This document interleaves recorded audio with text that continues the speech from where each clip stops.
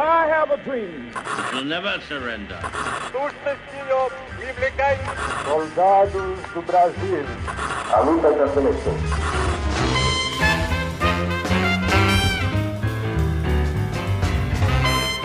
Salve, ouvintes do História FM, bem-vindos a mais um episódio do podcast do Leitura Obriga História. Eu sou Iclis Rodrigues e hoje vamos falar sobre revisionismos. Esse termo às vezes não é tão bem compreendido assim nos debates públicos e cabe a nós que fazemos história falar um pouco melhor sobre isso, explicar direito como isso funciona e a complexidade desse assunto, né, que às vezes parece simples, mas não é. E para falar sobre esse assunto eu trouxe aqui o professor Demian Mello, então por favor, Demian, eu te passo a palavra para você se apresentar para o pessoal. Boa noite, pessoal, eu sou o Demian Mello, sou bacharel em História lá na UFRJ, mestre e doutor na UF, Federal Fluminense, e professor de História Contemporânea no Bacharelado de Políticas Públicas da UF também.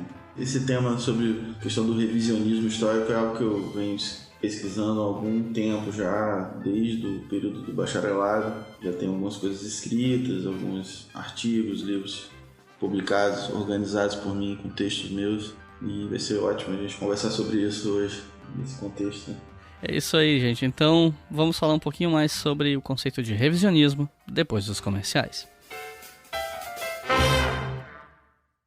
Pessoal, eu não coloquei música nesse começo de anúncio justamente para que esse silêncio chamasse a atenção de vocês para esse primeiro recado, porque ele é bastante importante e eu peço que vocês escutem ele até o final. Aqueles de vocês que acompanham a gente há mais tempo provavelmente devem saber que a gente tem camisetas à venda na Doppel Store, que é uma loja online que vende camisetas com temática científica e tal. E infelizmente por conta dessa pandemia e dessas paralisações e tal, a produção da Doppel está paralisada nesse momento. Todas as compras que foram feitas depois dessa paralisação e as que ainda estão sendo feitas serão fabricadas assim que a Doppel puder voltar a produzir camisetas, no caso, ter os seus funcionários para poder fazer tudo, porque a linha de produção de camisetas requer mais gente trabalhando para poder agilizar a demanda. Uma outra questão que eu preciso mencionar é a seguinte: a Doppel tem produzido, nesses últimos tempos, várias e várias máscaras para doação para hospitais de Curitiba e região, justamente para atender esses profissionais que estão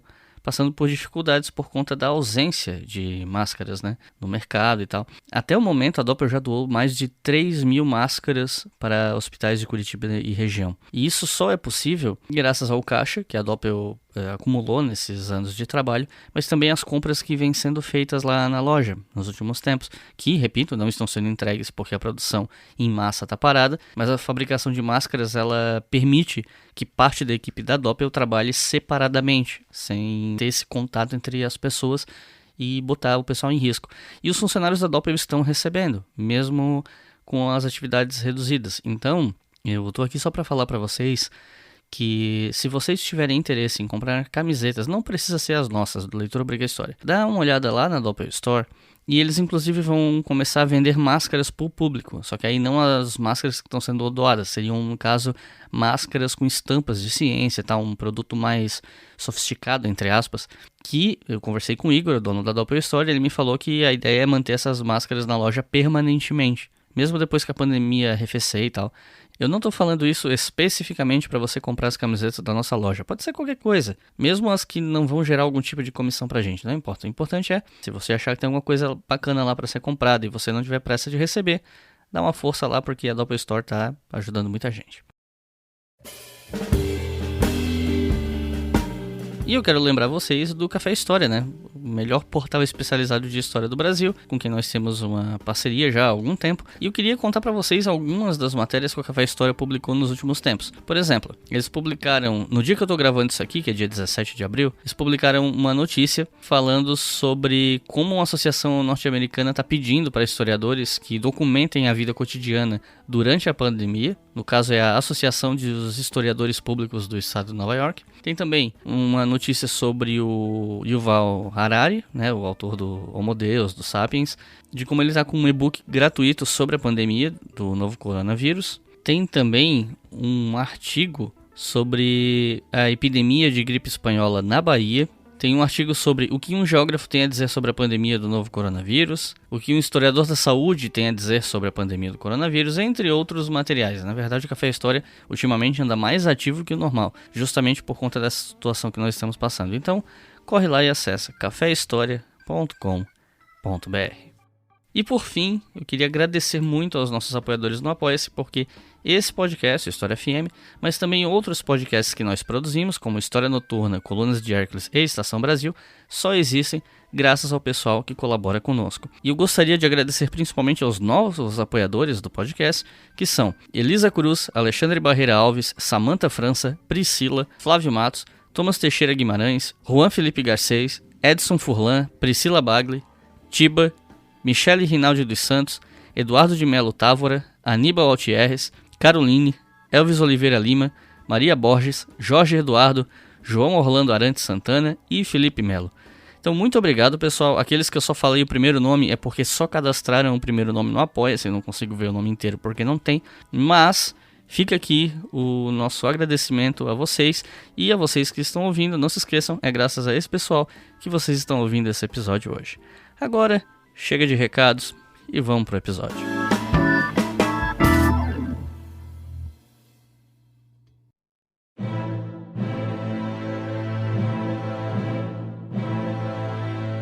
Acho que não tem como conversar sobre revisionismo sem falar sobre o próprio conceito de revisionismo. Essa foi uma discussão que, de alguma maneira, a gente já teve aqui no podcast, no episódio 3 do História FM, que foi sobre revisionismos da ditadura militar, onde a gente discutiu a noção de revisionismo e de como essa palavra não necessariamente tem uma conotação negativa, que essa conotação depende do contexto. Então, a gente pode começar falando disso, que é qual o conceito de revisionismo e onde esse conceito começa? Pois é, o termo revisionismo, né, ele começa a circular, ele começa a ser empregado no final do século XIX, no debate, no interior da social-democracia. A social-democracia alemã, que na época era o partido de orientação marxista mais importante do movimento operário internacional e um partido que tinha uma inserção política importante, né, no contexto do Segundo Império alemão, né? Tinha uma forte presença, chegou a ser colocado na ilegalidade durante uma época, depois voltou à tona e cresceu, se tornou um partido muito importante no parlamento alemão, e esse debate teve a ver com, enfim, questões de estratégia do movimento socialista, né? Uma leitura que defendia uma visão reformista do caminho até o socialismo foi apresentada como um primeiro revisionismo, né? Pois bem, o termo revisionismo ele também vai figurar na controvérsia no campo do direito internacional relacionado ao Tratado de Versalhes, depois da Primeira Guerra Mundial, né? Enfim, aquela interpretação que está presente, enfim, no principal dos tratados, né?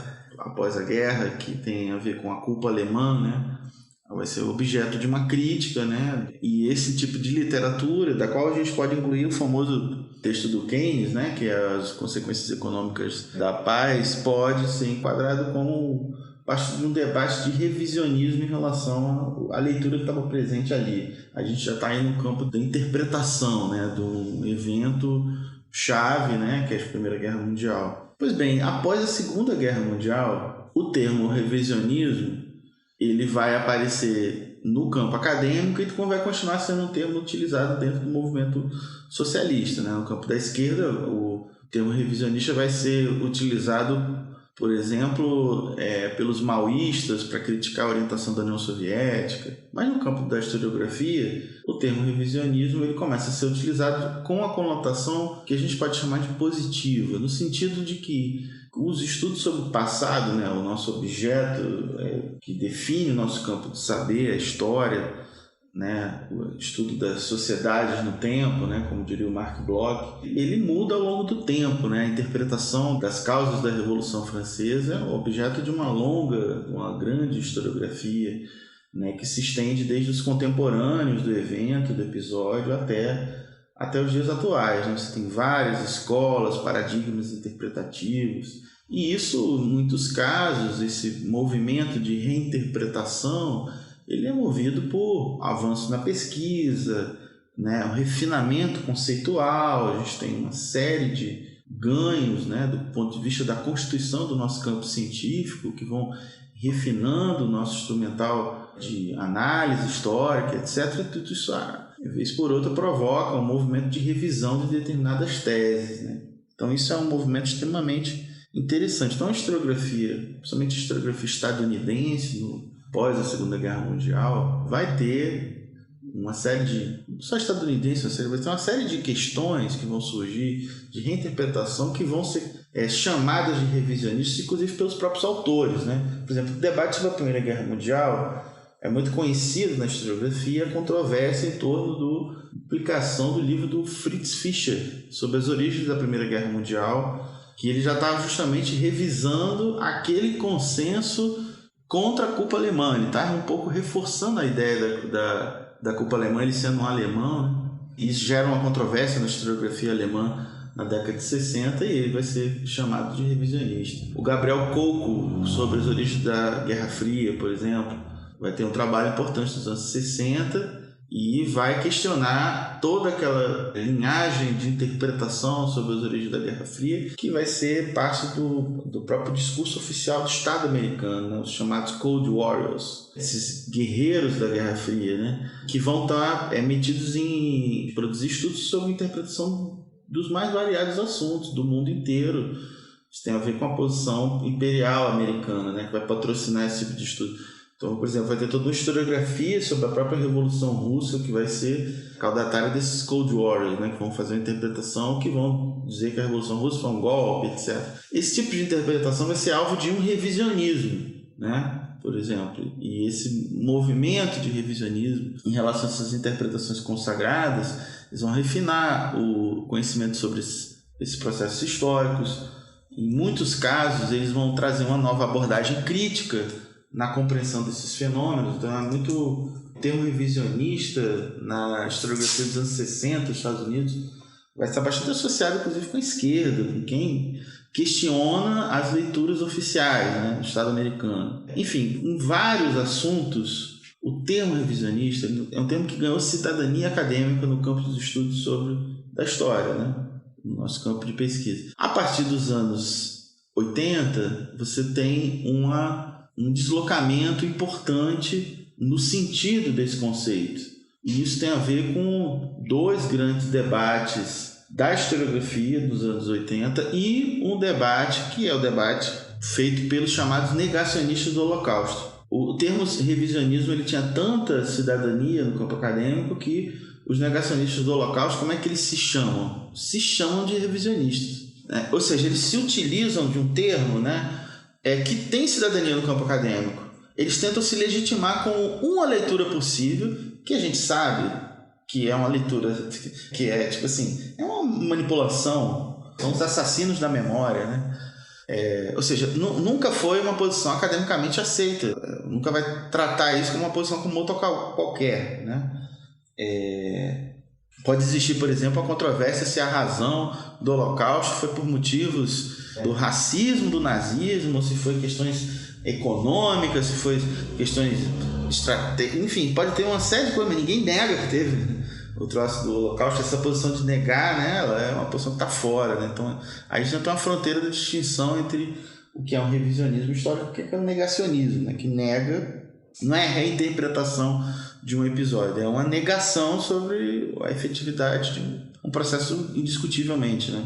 Pois bem, mas nos anos 80 você tem, além desse, né, episódio, que aí está na fronteira do debate de memória, com tentativa de penetração dessa extrema-direita antissemita no campo acadêmico, etc. Bom, você tem um debate sobre a Revolução Francesa no contexto do bicentenário da Revolução Francesa, e aí você tem a emergência, principalmente na mídia francesa, né, mas também com impacto acadêmico, da figura do François Furet, como alguém que representa uma historiografia que, na verdade, ele vinha produzindo desde meados dos anos 60, que não tem só ele nessa reinterpretação da Revolução Francesa, que parte de uma acusação de que a interpretação social da Revolução Francesa seria uma vulgata comunista de interpretação da Revolução Francesa, né? Tem a própria ideia de revolução burguesa, né? Vai ser bastante questionada. E o François Furet faz nada mais nada menos que uma reinterpretação liberal da Revolução Francesa que, de certo modo, como diria o Eric Hobsbawm, descarta pontos fundamentais da própria interpretação liberal da Revolução Francesa, que está na origem ali dessa historiografia da Revolução Francesa no início do século XIX, né? Ou seja, o conceito de revolução burguesa é um conceito da historiografia liberal, né? Não é um conceito que surge com o movimento socialista, com Marx, etc. Pelo contrário, é essa historiografia liberal que inclusive informa o pensamento do Marx, né? Isso inclusive está bastante bem documentado, bastante bem discutido, né? Então o François Ferrier fez do objeto Revolução Francesa, esse objeto que tem um lugar fundamental na própria identidade francesa, mas que tem uma importância na história da humanidade indiscutível, né? Ou seja, sem Revolução Francesa, sem os seus desdobramentos, a gente não entende a emancipação política da América espanhola, da América portuguesa, não vai entender nada, né? Não vai entender o processo da própria Revolução de São Domingos, né? Que vai produzir o Haiti, enfim, a gente vai entender um monte de coisa. A Revolução Francesa tem esse lugar mesmo pelo impacto que esse episódio teve na história da humanidade. Esse revisionismo do François Ferrier, ele tem o propósito de fazer um ataque ao comunismo, num contexto onde o mundo está vivendo a crise do chamado socialismo real. Uma crise que é parte de um grande processo de desmoralização do pensamento de esquerda. As revelações, né, sobre os crimes do Stalin, por exemplo, já eram conhecidas no mundo ocidental há algum tempo, né? Principalmente o episódio lá do relatório Khrushchev, quando a própria burocracia do Estado Soviético começa a reconhecer alguns desses crimes, mas isso já era denunciado antes. Mas a coisa ainda tinha prestígio, né? Nos anos 60, como diria o Jameson, né? Os anos 60, a imaginação, o horizonte de expectativas, né? Para dialogar com a categoria do Koselleck, né? O horizonte de expectativa estava informado pela ideia de que o futuro não estava fechado numa forma única de sociedade que seria legítima, como acontece nos anos 90, né? Nos anos 90, quando tem um triunfo do capitalismo liberal, né? Da própria democracia liberal. Nos anos 60 não, nos anos 60 não só você tem um futuro em aberto do que pode ser o futuro, como o próprio projeto socialista, ele não tem uma cara só, né? Você tem disputas do campo do movimento socialista, você tem várias tradições, né? Enfim, tudo isso é parte da luta política, da disputa política no mundo, etc. Isso informa as batalhas no campo acadêmico também, com as mediações, obviamente, necessárias. O François Ferrier é um historiador da chamada terceira geração dos análises, né? Ele tinha um certo prestígio, né? Ele não era um sujeito qualquer, mas ele vai produzir uma historiografia sobre a Revolução Francesa, que para quem conhece, estudou, se dedicou a estudar um pouco mais da historiografia da Revolução Francesa, é bem complicada, mas que ganhou muita influência. O Vauvel, por exemplo, Michel Vauvel, que era um dos alvos, né, da antipatia do François Ferrier, que esse sim tem uma contribuição indiscutível de conhecimento sobre a própria Revolução Francesa. Ele era o cara da cátedra na Sorbonne sobre a Revolução Francesa, não era o François Ferrier, mas a mídia transformou o François Ferrier na grande figura. E nos anos 90 ele vai produzir um livro que é sobre a história da ideia do comunismo do século XX, que é Passado de uma Ilusão, uma brincadeira que ele faz com o texto famoso do Freud, porque ele está justamente querendo discutir um pouco o luto da ideia do comunismo. E ele mostra muito bem ali qual é o projeto político que permeia a obra dele, do François Ferrier, né? Que é esse projeto do anticomunismo, né? O Enzo Traverso, que é um historiador italiano que eu considero um dos mais legais hoje em dia, ele define que o que se chama de revisionismo histórico na verdade, a transformação do anticomunismo num paradigma de interpretação da história do século XX. E ninguém melhor que o François Ferrier para representar isso. Ou seja, então o conceito de revisionismo com a obra do Ferrier e com a importância que vai ter esse deslocamento para um conceito crítico. O próprio Ferrier não aceita ser enquadrado como um revisionista. Revisionista é um termo utilizado pelos críticos do François Ferrier, como é também o caso no debate alemão, na chamada querela dos historiadores alemães, que tem a ver com o trabalho de um historiador muito importante sobre o conceito de fascismo, sobre o fascismo. Você que tem um dos melhores, talvez, na minha opinião, o melhor vídeo sobre o conceito de fascismo disponível aí no YouTube, né? Eu sempre recomendo para todo mundo o teu trabalho. Você sabe muito bem como a historiografia do fascismo é imensa, vasta, muito, muito grande. Então, para você ter um trabalho que é digno de nota, né? Não é qualquer coisa. Então, o Note tem lá, né, as 3 épocas do fascismo, e tem toda uma produção importante sobre o conceito de fascismo. Ele era um discípulo do Heidegger, né, que foi um filósofo, inclusive colaborou com o nazismo, né, mas que, enfim, tem um lugar importante na história da filosofia, né, na qualquer figura. Então, Nolte é ligado à filosofia heideggeriana, né? E ele vai produzir um debate conceitual sobre o conceito de fascismo muito interessante. Só que nesse conceito de fascismo ele tem lá a tese dele da cópia do nazismo como uma cópia do modelo soviético. Então, na verdade, esse debate que a gente vai voltar depois, né, do Nolte, do Ernest Nolte, ele é outro dos debates onde o conceito de revisionismo vai assumir uma conotação crítica, né? Ele também não vai aceitar ser enquadrado como um revisionista. Então você tem aí num conceito de revisionismo onde, quando você fala tal historiador é um revisionista, por exemplo, Moshe Levin, né, historiador da Rússia, quando você caracteriza ele como historiador revisionista, isso para ele não tem uma conotação negativa.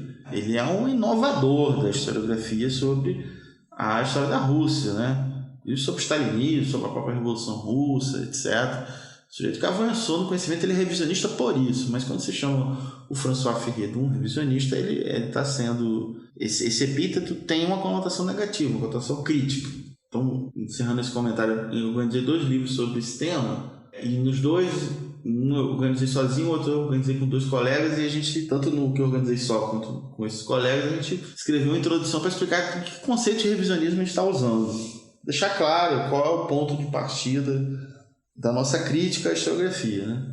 Então tem a ver com esse movimento de deslocamento do próprio conceito de revisionismo para ele ser operativo, porque senão fica parecendo que o conceito de revisionismo é uma birra de quem não aceita um avanço numa pesquisa, né? Ou seja, tem uma determinada hipótese baseada numa certa abordagem, etc., e com o tempo pode existir uma crise desse paradigma, dessa abordagem, etc., é submetido a uma crítica e surge uma nova interpretação sobre aquele episódio. Sei lá, a gente pode pensar na revolta da vacina, que foi lida durante décadas como evento de racionalidade popular, e depois vai ter toda uma historiografia muito diversa que vai surgir a partir dos anos 70 e 80 no Brasil, que vai reler essa interpretação da revolta da vacina e vai entender por outra dinâmica da história social essa revolta, né? E isso, nesse sentido, é revisionismo, mas numa chave positiva, né? Uma chave de avanço da pesquisa, né?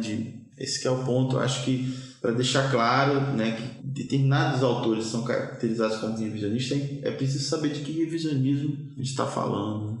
E assim, por que exatamente você acha, qual é a tua interpretação a respeito dessas 2 posturas tão antagônicas, assim, de alguns autores, de certa maneira, até se orgulharem da noção de serem revisionistas e outros autores rejeitarem? Porque a impressão que me passa é que alguns autores rejeitam porque eles querem emplacar uma noção quase de obviedade em relação à tese que eles estão defendendo, né? Sim, ou de neutralidade. Não, isso aqui não é uma revisão, isso aqui é meio que óbvio, qualquer pessoa que for pesquisar vai entender isso aqui, então não é uma revisão, isso aqui é o fato, né? E passa essa noção de que as coisas são assim, é meio que quase, a impressão que eu tenho é quase como se fosse uma espécie de tentativa de anular o debate. Você concorda com isso? Eu acho que tem isso, com certeza, é uma questão de interditar o debate.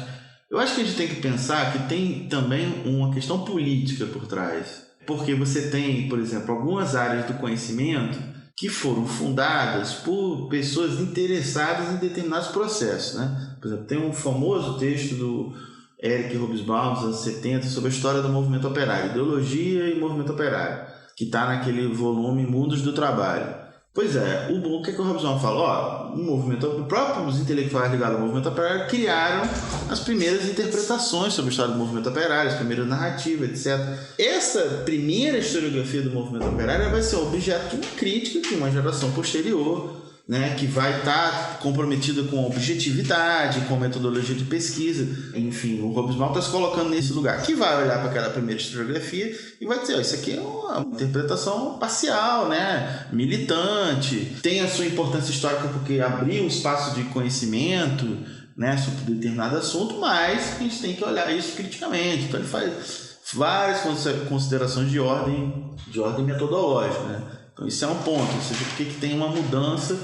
Às vezes Esse movimento de você pegar uma certa historiografia original e tentar superá-la é feita com... Os compromissos políticos não são abandonados. É tanto que a geração lá do Thompson, do Hobsbawm, vai revisar essa primeira historiografia da história do movimento operário. Claro, eles não vão ficar defendendo ela, né? Ou seja, o Engels vai ser o fundador da historiografia do movimento operário, mas o Hobsbawm não vai ficar simplesmente dizendo o Engels é um gênio da humanidade. Não, ele vai olhar para aquilo, vai olhar os limites daquela historiografia. Pois bem, então você tem para vários assuntos, né, esse tipo de comprometimento político. E às vezes o conceito de revisionismo ele pode ter uma carga política, né? Ou seja, quando o François Firret foi acusado de ser revisionista, ele deve ter lembrado de como esse termo foi utilizado pela esquerda nos anos 60, principalmente, quando é justamente a década que o François Firret se afasta da esquerda. Ou seja, o François Firret ele era um militante do Partido Comunista Francês, e em 56 ele sai e vai virar direita, tipo, do lado do Raymond Aron. Eles estão olhando para 68 e estão dizendo, esses estudantes são os bárbaros. E como é que esses estudantes xingam os outros? Revisionistas. Os maoístas principalmente faziam isso, que eram muito grandes lá no ambiente universitário francês. Quando surge no debate acadêmico, ele tentando fazer uma reinterpretação da Revolução Francesa e aparece a noção de que ele é um revisionista, ele vê aquilo como agressão, né? E de certo modo, quem está criticando ele está acusando ele de fazer uma manipulação política, em certo sentido. É difícil não falar do Firret o tempo inteiro, porque ele é muito importante nesse debate, né? Ou seja, quando ele vai falar a interpretação canônica sobre a Revolução Francesa virou uma interpretação marxista porque lê o 1789 como prelúdio de 1917. Então ele acusa os outros de fazerem isso. De fato, você tem o perfil dos historiadores que ocupam a cátedra, que estudam a Revolução Francesa durante um século, são marxistas ou são influenciados pelo marxismo de forma bastante evidente, né? Georges Lefebvre, enfim, Sobul, todos esses caras, Mathieu, todos eles são ou marxistas ou influenciados pelo marxismo. A questão toda é que é como se o Firret estivesse fazendo essa crítica e ele também não tivesse um lugar político. Esse que é o ponto. Ou seja, quando ele faz essa crítica, ele também está olhando 1789 a partir de 1917, que é o ano que define o século XX, segundo Hobsbawm, e segundo o próprio livro Negro do Comunismo. Ou seja, que é o episódio que define o século XX, a fundação da União Soviética, etc. Só que do ponto de vista de quem é contra, quem defende o capitalismo, esse é o ponto de vista do François Firret. Então, acho que em determinados temas, a coisa ganha uma dimensão maior, envolve um debate de memória, é muito mais efetivo, porque, por exemplo, quando tem essa nova historiografia revisionista dos Estados Unidos sobre a Revolução Russa, esse é um debate paroquial, um debate dentro da academia, né?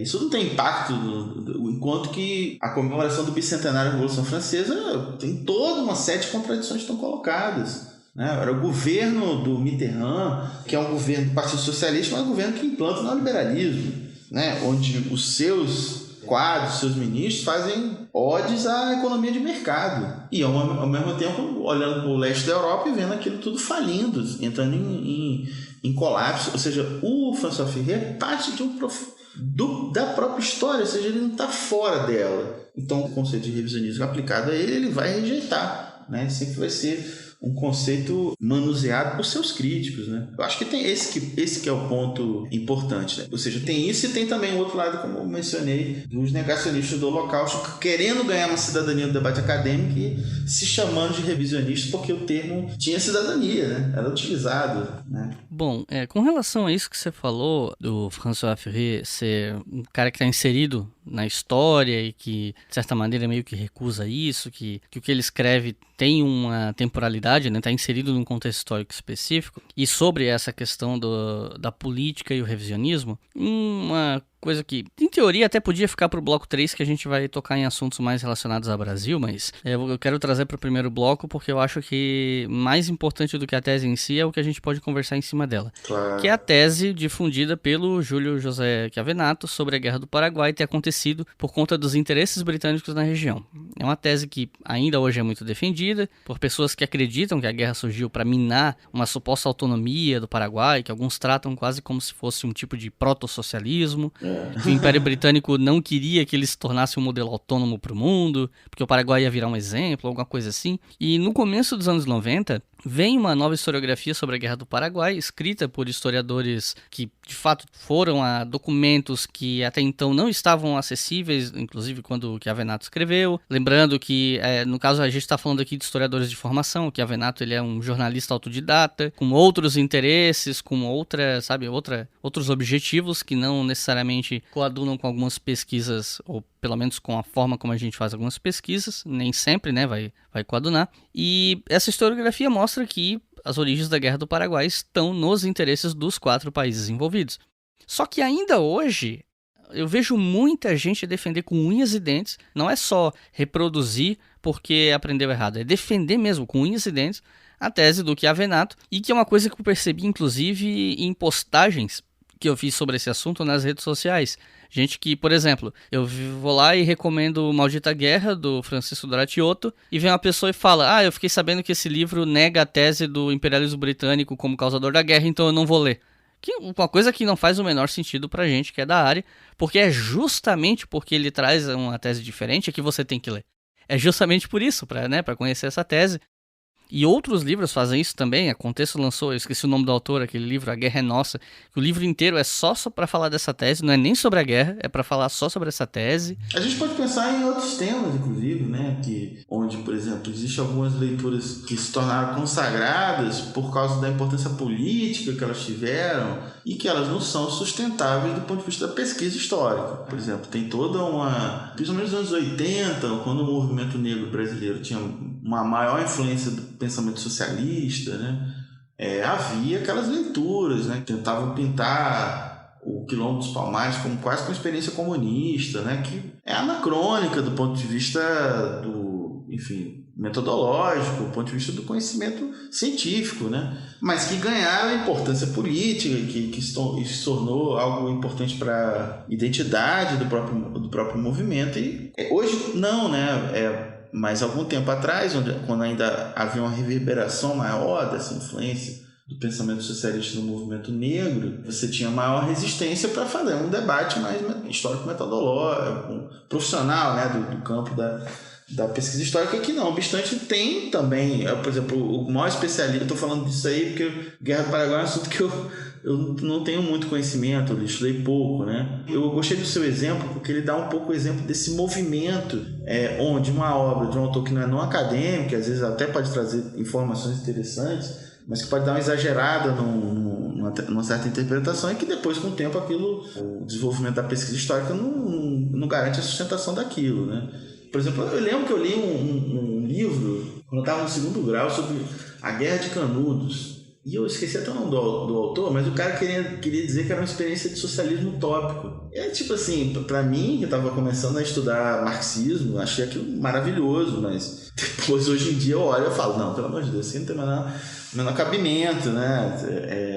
É um panfleto, né? Não é uma interpretação. Então, às vezes essas coisas ganham repercussão, né? Política, né? E tem mais uma coisa, né? Esses 3 exemplos que a gente mencionou aqui, de Guerra do Paraguai, a questão de Palmares e a questão de Canudos, os 3 têm uma coisa em comum, que é experiências que foram derrotadas. Algumas de forma muito trágica, e isso, querendo ou não, alimenta uma narrativa de martírio. Sim, ou de perseguição, claro. Ou de que aquele mundo utópico que você busca, ele está constantemente sendo atacado. O que até certo ponto não é mentira, quando a gente analisa a história, né? De fato, perspectivas que tentam ultrapassar o capitalismo, por exemplo, elas vão sempre sofrer resistência, como qualquer sistema implantado em qualquer lugar vai sofrer resistência. Então, a base disso não chega a ser exatamente errada, mas são 3 experiências onde se aplicou esse tipo de noção de proto-socialismo, socialismo primitivo, coisa do tipo, que para reforçar uma narrativa de perseguição e de opressão, né? Sim, claro, perfeito. Esse é um objeto interessante, né?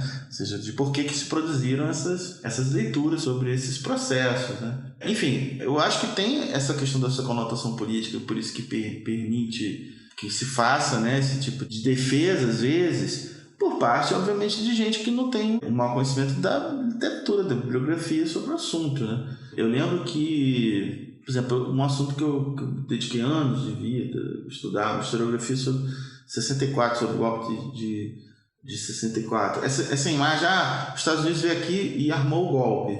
É uma leitura caricata. Às vezes eu vejo, por exemplo, alguns historiadores profissionais que apresenta essa leitura caricata que não está em lugar nenhum, tipo, não está em lugar nenhum na bibliografia, né? E dizem, agora eu vou desconstruir ela. Eu falei, como assim agora você vai desconstruir? Tipo, ninguém está falando isso, cara. Não, isso me deixa para não viver, né? O cara vai e fala assim, durante muito tempo se acreditou que o golpe começou em Washington. O golpe começou em Washington é um livro do Edmar Morel, que é um livro de 65, é um jornalista, que é um livro que aponta um processo importante, que é a interferência dos Estados Unidos do golpe de 64, que é um troço comprovado por documento hoje em dia, mas ele exagera para colocar a causa num troço externo. Ele tem toda uma historiografia de lá para cá, produzida sobre 64, e nenhuma fica falando essa história, essa maluquice, entendeu? Então o cara vai e fala que vai desconstruir um troço que é um espantalho que ele cria, e aí eu acho que tem um problema, né? Às vezes os caras criam um certo espantalho que ele vai desconstruir. Enfim, debate historiográfico tem de tudo no campo acadêmico, né? Tem caricatura do oponente, né? Você faz uma caricatura do teu interlocutor, né? E aí é fácil desconstruir um espantalho, né? Inclusive isso que você estava falando de que essa tese de Palmares comunista, de ela ter ganhado muita força nos anos 80, uma coisa que é interessante mencionar é que essa tese, ela não surge nos anos 80, né? Ela se arrasta durante anos, ganha uma certa popularidade ali, do mesmo jeito que a tese do Chiavenato, porque o livro dele foi publicado em 79, mas é uma tese que, se não me falha a memória, já nos anos 60 era defendida por alguns autores, não só no Brasil. Sim, provável. E ela cai como de paraquedas, digamos assim, e ganha corações e mentes quando o livro é publicado em 79. E qual é o contexto disso? São os últimos anos da ditadura no Brasil. É um momento em que a historiografia marxista estava na crista da onda aqui, inclusive, né? Justamente porque a historiografia marxista era perseguida pela ditadura, era mal vista, o pessoal tinha medo, às vezes, de tocar em certos assuntos de sala de aula por conta de infiltrados nas universidades, medo de denúncia. Nos anos 80, quando começa a ter uma certa abertura, isso vem com tudo, tanto que eu, que fiz ensino fundamental, grande parte dele, praticamente inteiro, ensino fundamental nos anos 90, eu tinha livro didático que hoje, com o conhecimento que eu tenho hoje, depois de alguém que cursou história, eu vejo que é um livro claramente influenciado pela perspectiva marxista, que é aquela coisa da história movida pela luta de classe. Na época eu não tinha como analisar isso, hoje eu tenho. E isso até pelo menos metade dos anos 90, né? Então esses debates, claro, isso é uma coisa que a gente já falou aqui, mas esses debates são sempre influenciados pelo clima político do momento, né? E do jeito que, por exemplo, nos anos 2000, eu percebi, né, e tem gente que estudou esse assunto, tem uma pesquisadora, que é minha colega da UF, que fez uma tese de doutorado sobre isso, né? Ou seja, os livros didáticos, vai ter uma vaga de livros didáticos nos anos 2000 que vão ter como, enfim, obsessão essa desconstrução dessa historiografia muito influenciada pelo marxismo, tá, no livro didático, que vai produzir uma historiografia muito complicada também. Vai defender teses que são bastante controversas, né? Tem uns episódios que são um pouco anedóticos, né, do comportamento de determinados historiadores. Tem um especialista em pós-abolição na Universidade Federal Fluminense que um dia foi dar uma palestra numa escola do ensino médio, né, falar sobre escravidão, e quando ela terminou de falar, o primeiro aluno se levantou e falou: professor, eu gostei muito da sua palestra, porque até então achava que a escravidão tinha sido uma coisa ruim. Então acho que tem isso também, sabe? Tipo, eu vou te confessar, e isso é a parada que mais me irrita, que mais me move a estudar esse tipo de procedimento amenizador que está muito presente em alguns objetos, né? Em alguma historiografia brasileira. Eu acho que é nesse ponto aí que eu entrei lá para fazer uma crítica de alguns autores que estudaram 64, que estudaram o próprio processo da ditadura, por tipo de leitura que começou a ser defendida ali por volta dos 40 anos do golpe de 64. Esse tema do revisionismo surgiu para mim um pouco por causa disso. Então acho que tem que entender isso também, né? Ou seja, outro dia eu estava conversando com você e eu falei de um episódio de um livro, um autor de um livro didático muito influente aqui no Rio de Janeiro durante uma determinada época, que pregava uma visão heróica, sei lá, do Lampião quase como um herói popular. Algo que é, do ponto de vista do conhecimento científico, um absurdo completo, né? E isso, às vezes, é defendido assim, em sala de aula por quem nunca estudou o cangaço, por exemplo, não conhece a historiografia do cangaço, a literatura do cangaço, o volume incrível de produção das ciências sociais sobre o cangaço, que desautoriza completamente uma tese maluca dessa e acha que tem que fazer uma aula que vai falar dos grandes heróis do povo brasileiro e bota o Lampião no meio, né? Quer dizer, tem uma coisa que é um pouco de ingenuidade, né? Que está presente em determinados procedimentos, às vezes aparecia em livro didático. Esse exemplo estava no livro didático. Mas como também tinha coisas legais, né? Que foram abandonadas, né? Eu lembro que teve um autor de livro didático que virou um maior saco de pancada aqui no Rio, que era o Mário Schmidt. Ele tinha um livro que eu tinha estudado no 2º grau nesse livro, História Crítica do Mundo, ou História Crítica do Brasil, uma coisa assim. E aí todo mundo tinha... Aí era engraçado, porque era na aula, na faculdade, os professores falando mal desse livro, e o Globo, jornal da burguesia do Rio, né? Era o Ali Camel escrevendo contra esse livro junto com os professores da faculdade, assim. Quer dizer, é meio estranho isso, né? Essa convergência às vezes, né?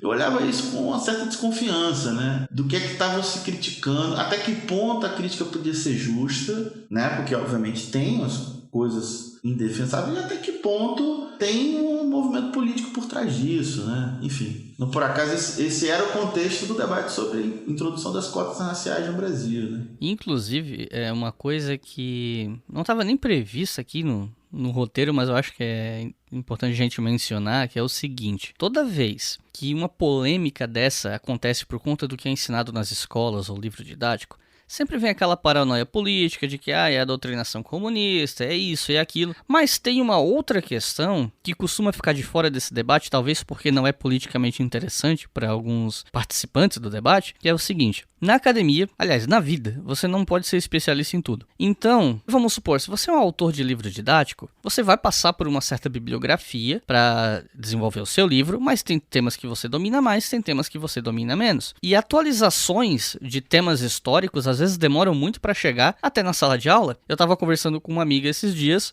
falando sobre essa polêmica da Guerra do Paraguai, e ela falou para mim que assim, olha, o que eu aprendi na escola e até na faculdade foi essa tese aí que tu tá falando do Chiavenato, sabe? Então, no caso de muitos temas, às vezes não é tanto uma questão política, às vezes é uma questão de que se o professor, ele não se dispor a correr atrás de assuntos mais atualizados, o que pode acabar chegando a ele é uma historiografia mais antiga, que talvez já tenha sido até superada, mas se ninguém chegar para ele e dizer isso, ele não vai saber por conta própria, porque, como eu disse, ele não pode se especializar em tudo. Então, eu acho que isso é um grande entrave, né? Ou ele pode aderir uma tese complicada, né? Sei lá, por exemplo, a historiografia da Revolução de 30. Nos anos 80 tem um livro do Edgar Dedeca, né, que é O Silêncio dos Vencidos, que é uma tese que fez sucesso durante um ano, por exemplo.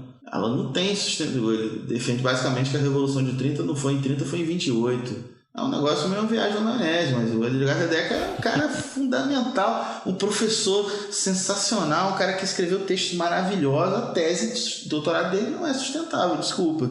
Né? E de repente, já imaginou esse ponto também? Ou seja, eu estou querendo chamar a atenção de que às vezes nem sempre o problema é você estar trabalhando com uma bibliografia antiga. Às vezes você pode estar trabalhando com uma bibliografia nova que é uma novidade, é um fogo de palha, é uma efêmera, não é muito sustentável, né? Enfim. Vou falar um pouco disso quando a gente for falar dos estudos sobre ditadura e tal. Talvez eu exemplifique melhor isso. Então, eu não quero que o pessoal que tá ouvindo ache que porque o livro é antigo, automaticamente ele é superado. Não, mas é porque, às vezes, uma tese antiga, de um livro antigo, ela persiste. E as revisões que vêm depois e as atualizações, às vezes, não chegam, né, nos próprios estudantes. Sim. Porque às vezes os professores desses estudantes não conseguiram se atualizar, ou não quiseram, e aí isso vai perpetuando, né? Vai perpetuando um problema. Sim, perfeito. Concordo, né? Isso aí, concordo totalmente. Você está ouvindo o História FM.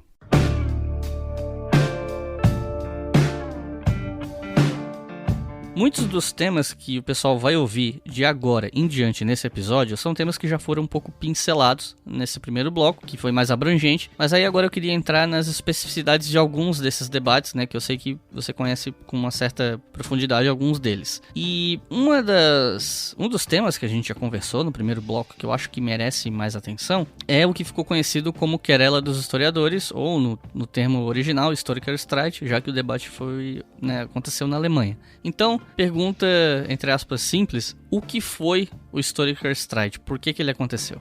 Pois bem, esse debate foi provocado pela publicação de um artigo no jornal da imprensa alemã, ou seja, num jornal de grande circulação, por um historiador que é um historiador importante no estudo sobre fascismo, que é o Ernest Nolte. Ernest Nolte é um historiador com posições políticas conservadoras, que nunca escondeu essas posições políticas, mas indiscutivelmente um autor muito importante, né? Quem se dedicou a estudar o nazismo, principalmente, passou alguma hora por algum texto do Nolte, um autor, inclusive, pouco publicado no Brasil. Tem pouquíssima coisa traduzida no Brasil, mas tem pouquíssima coisa traduzida no Brasil de forma geral, né? Ponto, né? Então, do Nolte não seria, mas ele é um autor muito influente. E ele tem uma questão, uma tese sobre a natureza dos crimes do nazismo, que é a ideia de que esses crimes são uma cópia do sistema soviético. O Nolte, ele tem um conceito transpolítico, né? Um conceito que tem a ver com a abordagem filosófica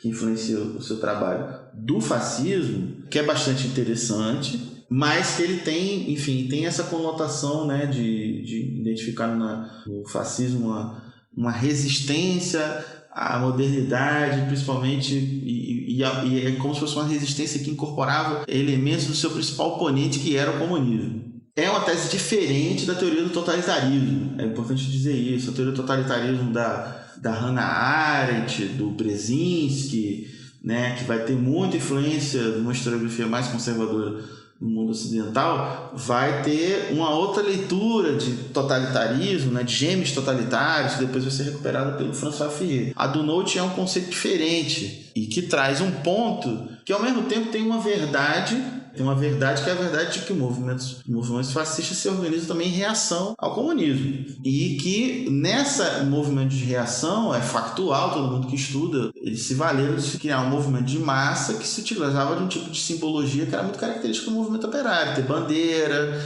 né, ter associações culturais, ter, enfim, aquela coisa de integrar o indivíduo nas estruturas do movimento, né, que depois viram as estruturas do Estado.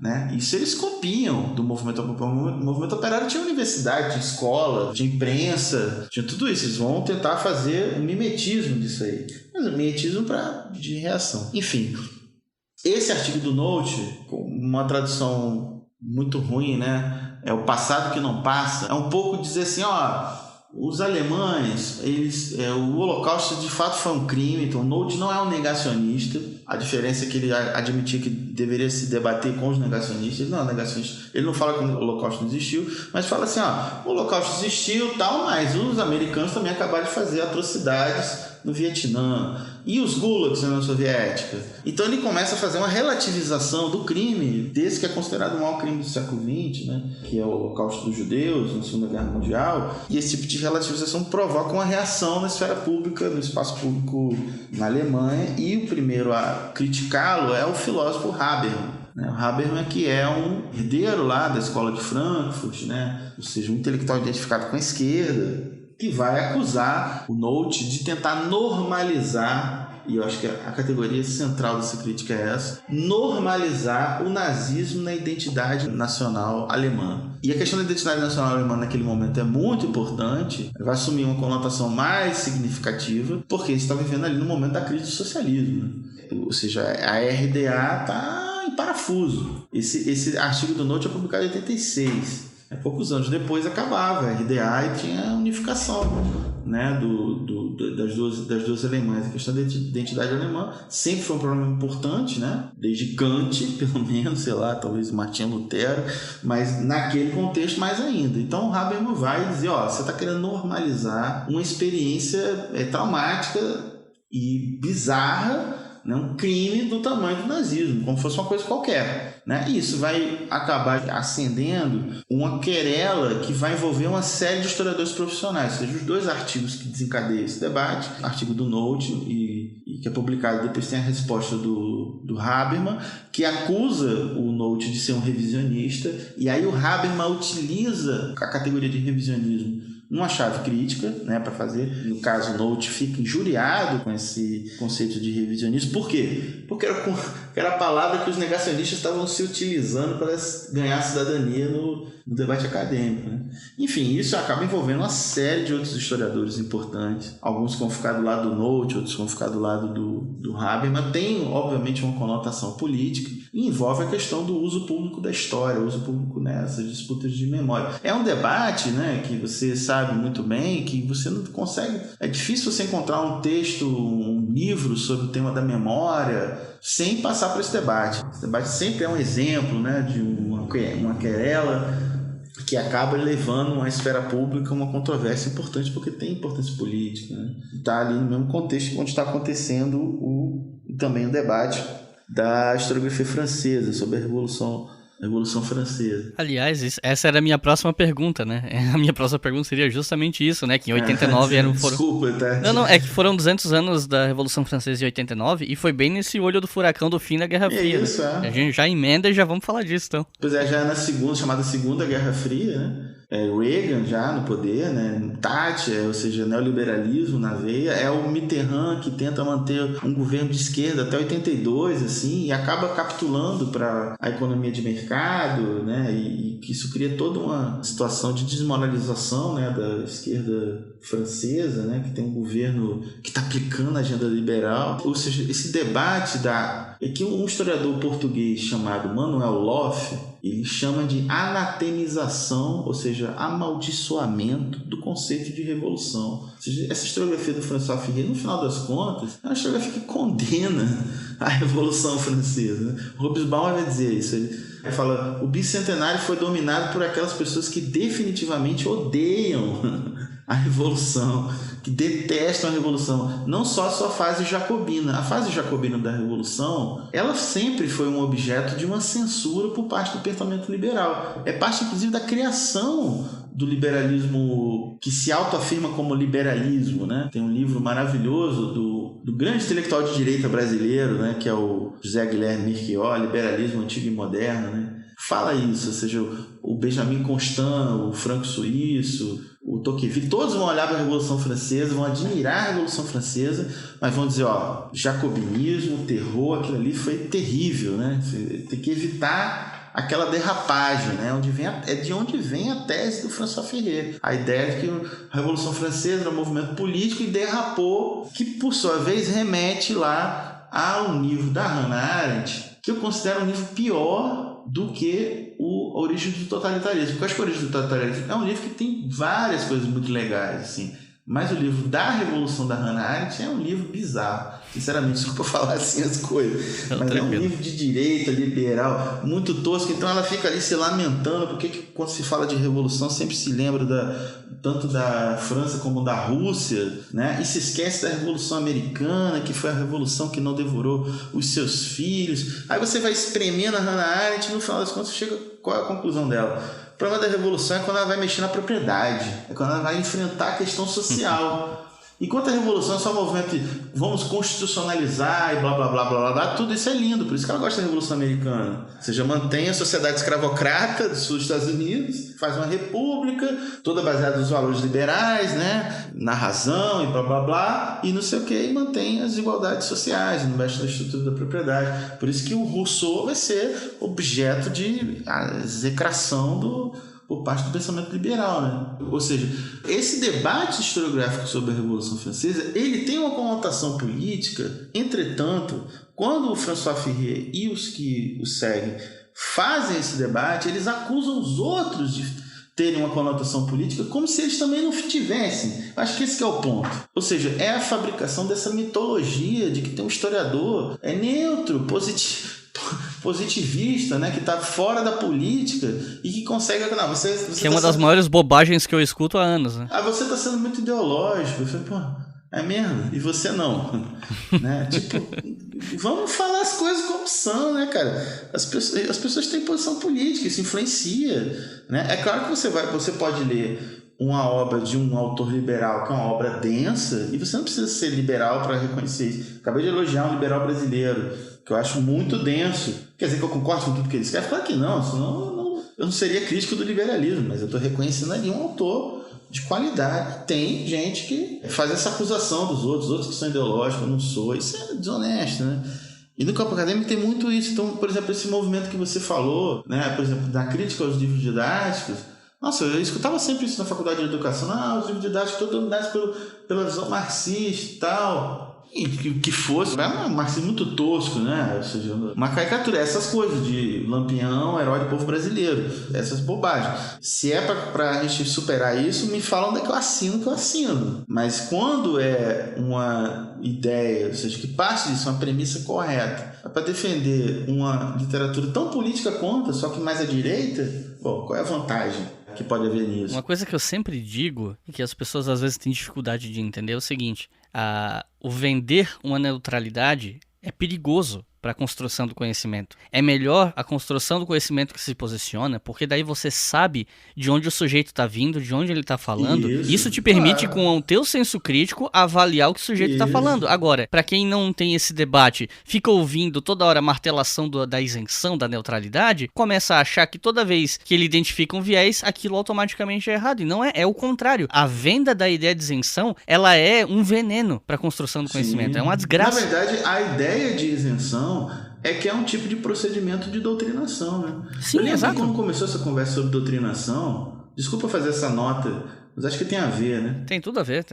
Eu participo de um grupo de pesquisa que tem gente de várias áreas, né? Que é um grupo de pesquisa marxista, né? Na UF e tal. Tem o pessoal da economia, né? Aí um colega que é professor na faculdade de economia, comecei a conversar com ele sobre esse papo de doutrinação e tal, da nova direita, não sei o que. Ele falou assim, cara, doutrinação são as aulas que tem lá de econometria e tal, que não tem teoria, é como se fosse uma matemática, é como se não tivesse, naquele objeto ali, não tivesse controvérsia, né? É tipo, o cara defende só uma visão, né, de determinada perspectiva, o debate no máximo é interno àquele paradigma, desconsidera todos os outros, e isso é doutrinação. Né? Tipo assim, eu sempre começo meu discurso de história contemporânea na universidade discutindo o que é capitalismo, por exemplo. Quando eu vou falar sobre capitalismo, eu não posso falar só da visão do Marx. Eu tenho que falar do Weber, eu tenho que falar do Adam Smith, eu tenho que falar da literatura da bibliografia sobre o capitalismo, de quem criticou o capitalismo, de quem defendeu o capitalismo. Eu tenho que falar dos caras.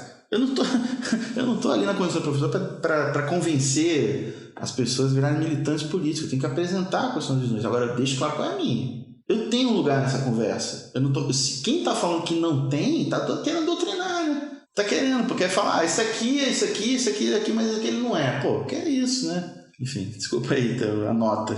Não, mas ela é super pertinente porque toca numa coisa que vez ou outra eu tô, às vezes, comentando entre amigos ou nas redes sociais, que é essa ideia de que, assim, olha, essa ortodoxia liberal da economia, focada nessas questões mais matemáticas, isso é a verdadeira ciência econômica e tudo que foge disso é terraplanismo econômico. Isso é uma doutrinação ideológica disfarçada de ciência pura. Exatamente. E que tenta anular o debate e impedir que chegue às pessoas a noção de que o debate econômico é maior do que isso, é mais amplo e mais complexo do que isso.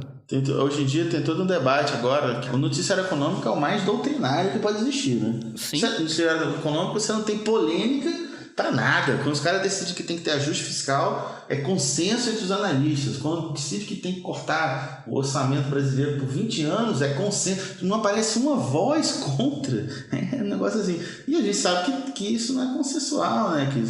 Quem consegue circular por outros lugares consegue saber o que é, o que não é, né? Uma deformação só do nosso campo de conhecimento. Isso está presente aí. Sem querer soar clichê, mas é aquela noção de fabricação do consenso, né? Exatamente. É exatamente isso. Exatamente lá que o Chomsky discute, né? Seu ponto.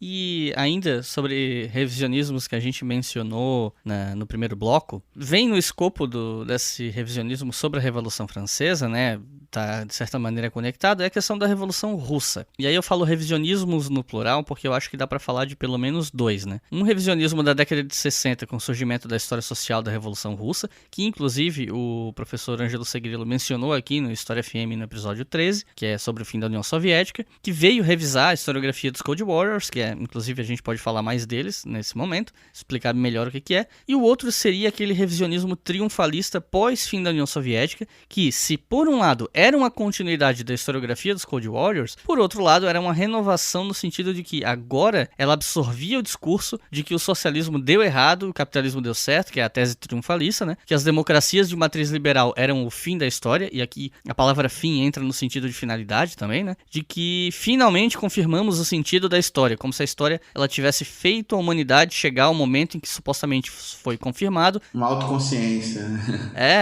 Que as coisas têm que ser desse jeito. A história confirmou isso. Então, esse é o melhor sistema, é assim que as coisas têm que ser. Falando de uma forma assim um pouco mais vulgar, né? E essa corrente foi e ainda mais alimentada pela publicação do Livro Negro do Comunismo, inclusive, que até hoje é muito citado pelos seus cálculos de mortes, mas pouco lido pela galera que gosta de citar esses números, né? Enfim, o que a gente pode falar sobre esses revisionismos que dizem respeito à Revolução Russa e vertentes e afins? O que a gente pode falar disso? Foi bom você ter mencionado o professor Ângelo Segrilo, né? Ele deve ser um dos principais especialistas que tem no Brasil sobre o tema, né?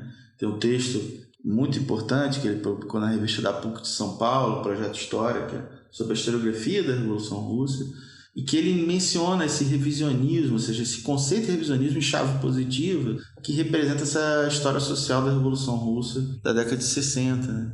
E que tem o sentido de renovação dos estudos e de desmontar aquela historiografia dos guerreiros da Guerra Fria, né? Que basicamente querem desacreditar o próprio movimento da Revolução Russa, querem taxar como... Enfim, querem fazer uma condenação, né, de movimentos que visem a superação do capitalismo, etc. E que foi objeto dessa crítica, desse revisionismo positivo dos anos 60 dessa historiografia. Moshe Levin, né, e muitas outras figuras importantes.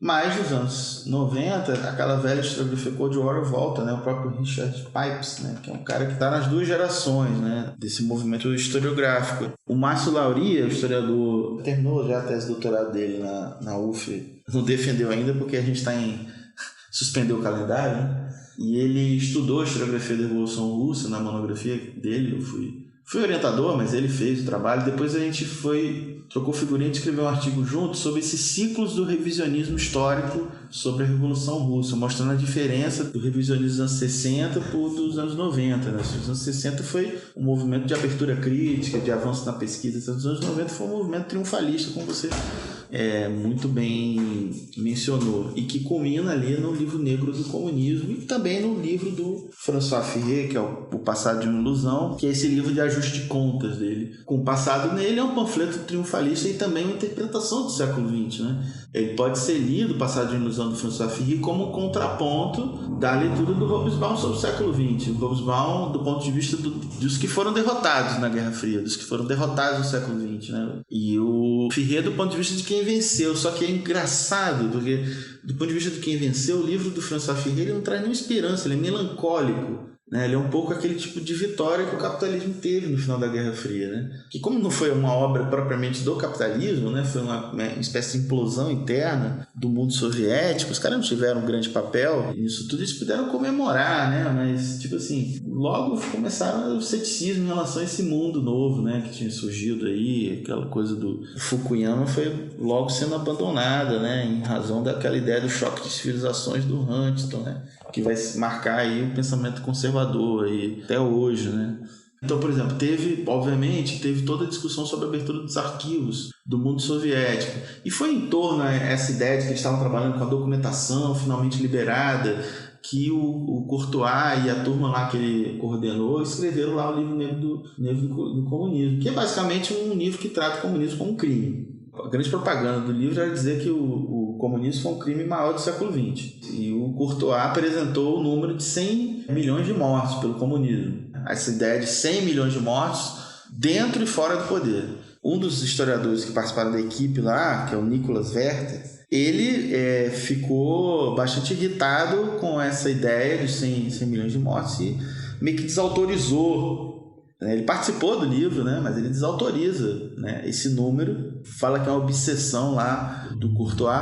Esse livro, na verdade, em pouco tempo, ele se tornou um objeto de adoração do anticomunismo, desse anticomunismo extemporâneo do mundo pós-soviético. Na historiografia acadêmica, o François Ferreira continua sendo influente, né, a gente tem muita influência em alguns pesquisadores, né, que estudam o mundo soviético, estudam questões relacionadas ao comunismo do século XX, mas o livro negro comunista se tornou meio um pouco queimação de filme, né? Você fazer um trabalho, um artigo acadêmico sério, mandar para a revista e botar como fonte bibliográfica o livro negro comunismo. Ele geralmente é mencionado como um exemplo de péssima historiografia, né? Mas enfim, ele acabou tendo um impacto maior na disputa de memória, né?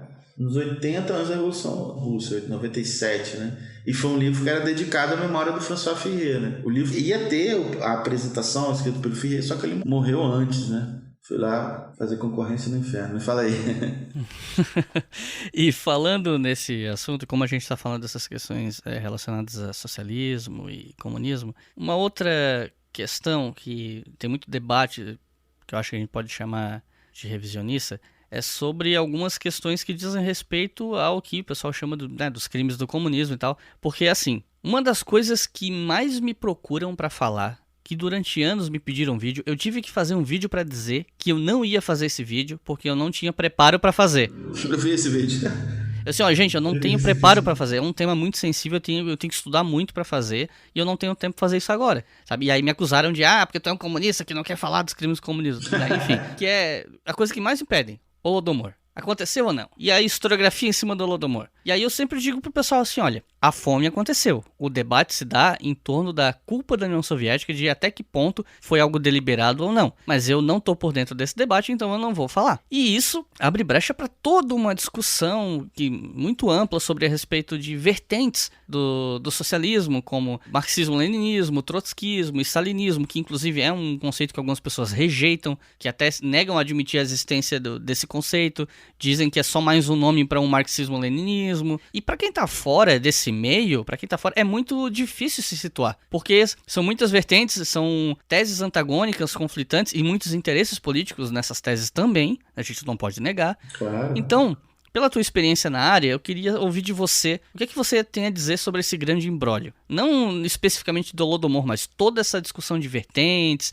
de crimes do comunismo, da União Soviética especificamente. O que é que você tem a dizer sobre isso? Olha só, eu acho que em primeiro lugar, esse debate ele tem uma importância muito grande na constituição das identidades da esquerda. Porque essas nomenclaturas, elas estão referenciadas em determinados debates sobre o que foi a história da tentativa de construção do socialismo no século XX, né? Somente no mundo soviético. Aí falando especificamente da questão do stalinismo. Por exemplo, essa coisa de dizer que não existiu o stalinismo é um negacionismo histórico, né? É igual dizer que não teve crime de Stalin. Só pequenas seitas stalinistas que adoram, que têm uma influência política irrisória, que tem esse procedimento, né? Mas no debate mais amplo da esquerda, o que tem ganhado força é uma visão que tenta amenizar esses crimes do Stalin, colocando em paralelo crimes terríveis cometidos pelas potências ocidentais, por figuras, né? Então, por exemplo,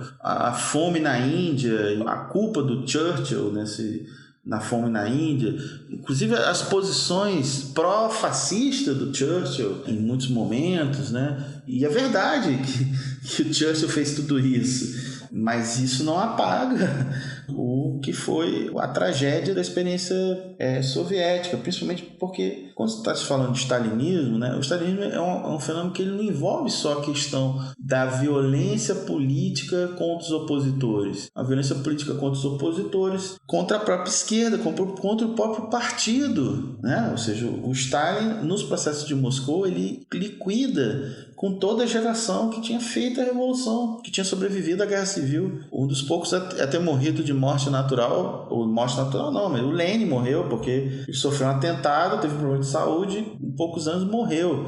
Mas o resto foi tudo as figuras emblemáticas, os intelectuais emblemáticos da história da Revolução Russa, ou seja, pouquíssimos que se enquadraram completamente, uma grande parte foram liquidados, foram mandados para campos de trabalho forçado e outros foram assassinados, foram condenados como traidores, etc. Um regime paranoico, um regime que também patrocinou episódios muito lamentáveis da história da esquerda no século XX, ou seja, a história da Guerra Civil na Espanha é também a história de como o Partido Comunista Espanhol, que não era o maior partido da Frente Popular lá do Largo Cabaleiro no início da Guerra Civil, depois se torna o maior partido pelo comprometimento que os comunistas tiveram na defesa da República, etc. Mas, em determinado momento da Guerra Civil, eles começam a executar na esquerda quem concorria com a liderança pró-Moscou. Tem um filme belíssimo do cineasta Ken Loach, né, que é o grande cineasta britânico, chama Terra e Liberdade, sobre a Guerra Civil na Espanha, que mostra como o Partido Comunista decidiu de uma hora para outra liquidar com a outra organização marxista que estava lá lutando para a República do lado, e como fez isso também com os anarquistas, né? Ou seja, tem essa dimensão do stalinismo, que é essa dimensão da violência.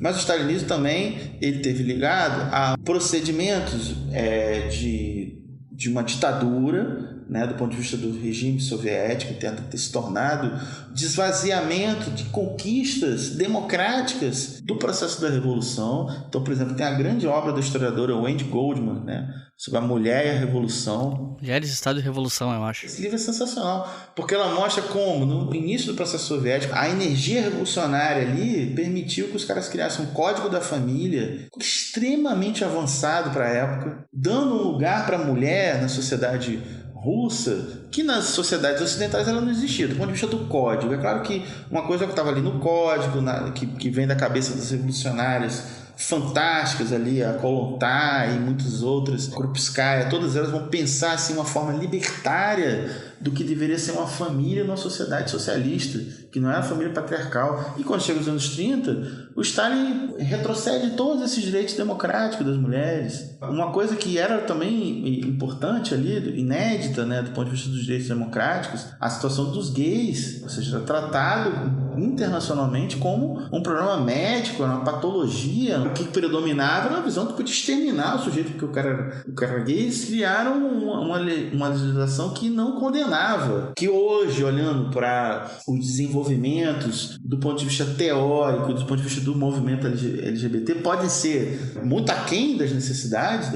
dessa população, mas para o mundo soviético daquela época era super avançado. Isso foi coisa que também avançou na Revolução e retrocedeu no campo estético, né? O que são as artes no campo dos anos 20, etc. E a questão dos intelectuais, o que é, por exemplo, a importância de autores como Pachucanes para o campo do direito, para o campo crítico do direito até hoje. Um autor fundamental de entendimento crítico do direito. O cara foi eliminado pelo stalinismo, outro foi eliminado pelo stalinismo. Intelectuais brilhantes que não eram marxistas, mas dialogavam com o marxismo, como Kondratiev, que é o cara que cria na história econômica a coisa lá das ondas longas, de 50 anos, os ciclos econômicos, etc. O cara está na vanguarda dos debates econômicos no mundo. A Foreign Affairs, aquela revista lá do Conselho de Relações Exteriores dos Estados Unidos, publicava artigo do Kondratiev lá, porque nos anos 30 virou um problema do capitalismo a questão do planejamento econômico. Eles publicam Bukharin, Kondratiev. Tem uma colega que estudou esse conselho e ela tinha acesso lá ao arquivo da revista e ela achou um monte de coisa, me mostrou incrível isso. Ou seja, isso tudo é objeto do terror stalinista. A visão etapista sobre a história, ou seja, a ideia que foi criticada pelo próprio Marx, tardio, né? Quando ele começou a ver que algumas pessoas que estavam dizendo que eram partidárias das ideias, eles estavam dizendo assim que todas as sociedades iam passar por aquela sucessão de modos de produção que ele observou na Europa Ocidental. Então aí ficou uma época, né? Você tinha gente, as leituras oficiais dos partidos comunistas na América Latina, por exemplo, queria encontrar aqui feudalismo. Queria encontrar uma estrutura feudal para poder justificar a ideia de que tem que ter uma revolução burguesa e daí como tinha um resquício de feudalismo, que por uma ginástica teórica estavam vinculados ao imperialismo que reproduz o feudalismo no Brasil, tinha que fazer uma aliança com a burguesia nacional. Ou seja, era sempre uma leitura da história bem enviesada, porque tinha que justificar uma linha política. Isso é stalinismo também. O stalinismo também é isso, esse empobrecimento do marxismo. Por isso que o que existe de mais rico no campo da teoria marxista no século XX, e aí me desculpem os que ficam adorando Stalin, foram todos que criticaram Stalin. Os grandes autores do marxismo do século XX, todos, pensam no campo da história. Não só o Hobsbawm, mas o Thompson, que é considerado um dos maiores historiadores de história social britânico, foi um crítico ferrenho do stalinismo, porque aquilo era uma coisa contra o conhecimento científico também, pô. Enfim, no Brasil também, enfim. Você sabe que tudo isso que você falou vai ser resumido a... mas esse cara é um trosco e ele não... Tudo que ele tá falando é... É um trotskista, é claro. É inválido e pronto, né? Mas faz parte desse debate, infelizmente, esse tipo de vulgarização, né? Eles vão dizer que é o salário psicológico. Esse termo eu não conheço. Eu vou dizer que é um salário psicológico, porque é um termo... Vamos dizer, os trotskistas não ficam falando isso porque eles nunca dirigiram nenhuma revolução, e aí eles se refugiaram na academia e ficam criticando todos os outros. Aí é muito bom esse negócio, porque o Gramsci também nunca dirigiu uma revolução, né? O Marcuse também não. Então ele vai jogar tudo isso, o Lukács, o Althusser, nenhum desses presta também, porque nenhum desses dirigiu nenhuma revolução. Né? Então, o que ele quer é uma besteira, né? Mas enfim, vamos caminhando. Mas é isso, é bom dar esse recado aí, porque tem uma coisa também, assim, que assim, do ponto de vista do historiador, o stalinismo fez procedimentos de falsificação da memória, num sentido até meio caricatural. Ou seja, tem as famosas histórias das fotografias da Revolução Russa, que os caras, com o tempo, as pessoas iam caindo em desgraça e iam sendo apagadas das fotos, né? Até que sobrava só o Stalin, né? Ou seja, tem as fotografias. E tem também o livro, né? Que é a grande história oficial soviética, que é a história do Partido Bolchevique da União Soviética, que com as reedições, os personagens foram desaparecendo. Porque eles estavam desaparecendo mesmo, estavam sendo mortos, né? E aí eles foram desaparecendo da história também, do passado deles, né? Ou seja, quando você vê alguém no campo da história tentando ter uma condescendência com a figura dessa, porque ele derrotou o Hitler. Cara, o processo de Moscou, o Stalin eliminou uma geração de generais, de oficiais soviéticos que tinham tido a experiência da Guerra Civil. Gente que seria muito útil na defesa do Estado Soviético ali no contexto da invasão nazista, né?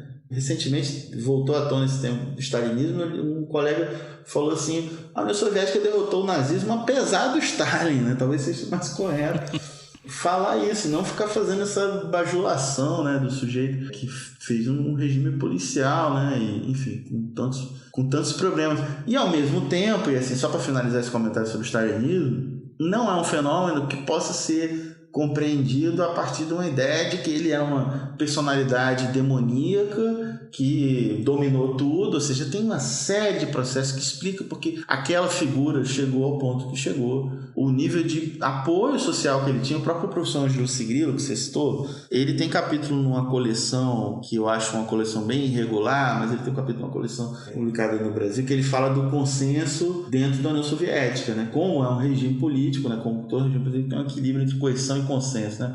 Tem um regime ditatorial, etc., mas tem um apoio social também. Complexo o processo soviético. O Stalin se tornou uma figura, pós Segunda Guerra Mundial, bastante popular no mundo inteiro. Até hoje, né, o Putin, o esquema do poder do Putin, celebra o Stalin, né? Mas como um herói nacional. É isso que talvez o pessoal da esquerda que fica achando que é legal esse revival do Stalin não entende. Ele é reivindicado na Rússia como herói nacional, não como representante do comunismo, né? Porque, por exemplo, se fosse por isso, o Lenin teria também apesar de ter virado aquela múmia, né? Que é um negócio...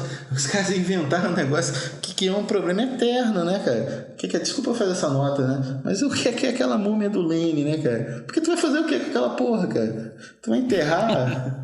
Objeto de culto, né, cara? Objeto de culto. Aí onde tem o negócio, tem um texto que circula tem circulado recentemente do Florestan Fernandes sobre o que é marxismo-leninismo, que é um texto muito ruim, cara. Eu adoro Florestan Fernandes. Ele, inclusive, nunca foi stalinista, ele, inclusive, teve uma passagem na juventude por uma organização trotskista, do Hermínio Saqueta, né? Sempre teve uma influência da ideia do Trotsky, do desenvolvimento desigual combinado, a teoria sociológica dele e tal. Mas ele tem um texto falando que o marxismo-leninismo é o marxismo do século XX. Não é bem isso. Essa terminologia foi criada para dizer que o Stalin era o cara que estava era o executor testamentário do Lenin, né? Foi criado como uma coisa para dizer agora não é mais o marxismo, é o marxismo-leninismo e o representante é o Stalin. Essa porra foi criada para isso, ou seja, para criar essa linhagem de continuidade, não propriamente com a obra do Lenin, né? Até porque nenhum desses autores, né, o que dá preguiça nesses debates às vezes é porque quando você vai estudar seriamente esses autores, você nunca vai entender nenhum deles sem entender todo o debate que eles estão envolvidos, né? Como eles revêem ideias deles mesmo o tempo inteiro, né? Como eles falam uma coisa e 2 anos depois estão falando outra, né? E como isso é importante, né? Porque são pessoas, né? Não são santos, né? Estão escrevendo sobre teorias, sobre estratégias, sobre um monte de coisa e tal. O stalinismo também criou isso, né? Esse culto meio religioso, né? Desses personagens aí, e que acabou se reproduzindo em outras experiências, né? Eu acho que é mais complexo o fenômeno do maoísmo, por exemplo. O maoísmo tem uma outra... É um fenômeno bem mais complexo. É também reducionismo, tratar o Mao como simplesmente o Stalin chinês. Eu acho bobagem.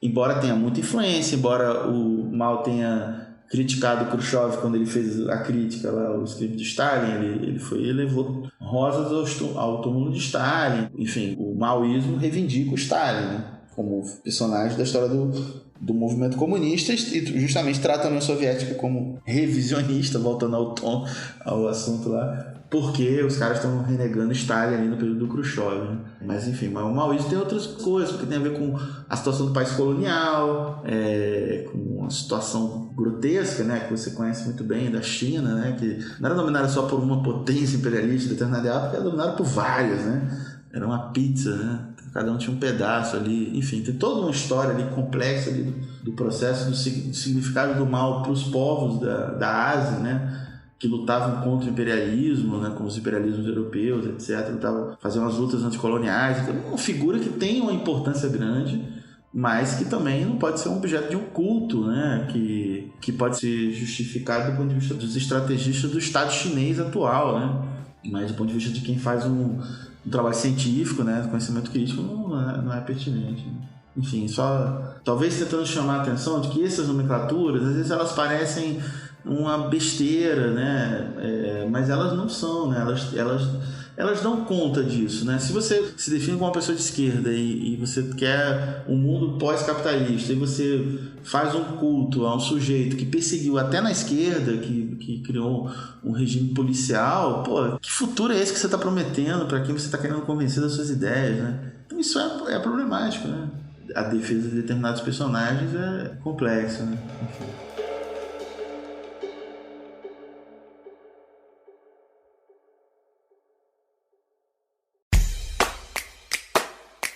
A campanha do Leitura Obriga História, além de financiar o canal no YouTube, mantém esse e diversos outros podcasts de história no ar. A partir de R$2 por mês você financia todos eles e a partir de R$5 você pode ouvir a maioria deles com antecedência. Então acesse apoia.se/obrigahistoria e colabore para manter todas essas iniciativas educacionais gratuitas no ar.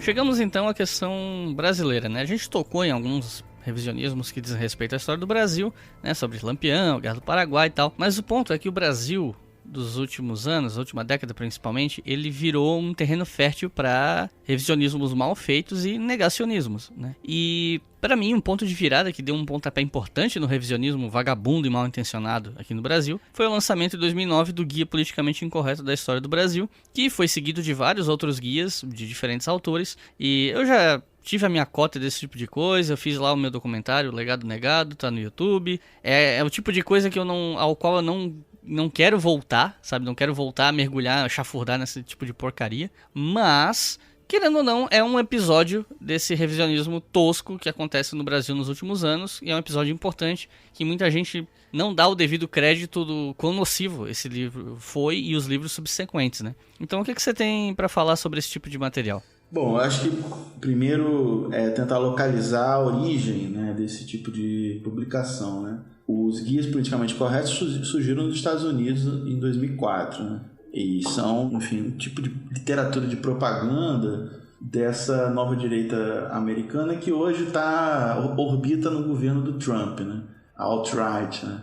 E que faz, né, tenta fazer uma literatura faz uma história de combate, né, para tentar desconstruir alguns consensos que estão estabelecidos no campo acadêmico, né, e que têm repercussões na vida pública, né? Então lá eles fizeram guia politicamente correto da Guerra Civil, por exemplo, da Guerra de Secessão, e é uma defesa do Sul, escravocrata, né?